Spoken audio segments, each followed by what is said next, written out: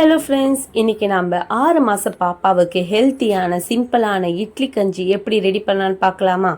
முதல்ல நம்ம இட்லி ஒன்று எடுத்துக்கிறேன். வீட்டில் ரெடி பண்ணி இருந்த இட்லியாக இருந்தால் இன்னும் பெஸ்ட்டு, பாப்பாவுக்கு சேஃப்டியாகவும் இருக்கும். இட்லி எப்பவும் லைட்டாக இருக்கணும், பாப்பா ஜீர்ணிக்க ஈஸியாக இருக்கும். அந்த இட்லி ஒரு கிண்ணத்தில் வச்சுட்டு ஒரு ஸ்பூனை கொண்டு நல்லா மசிச்சிடலாங்க.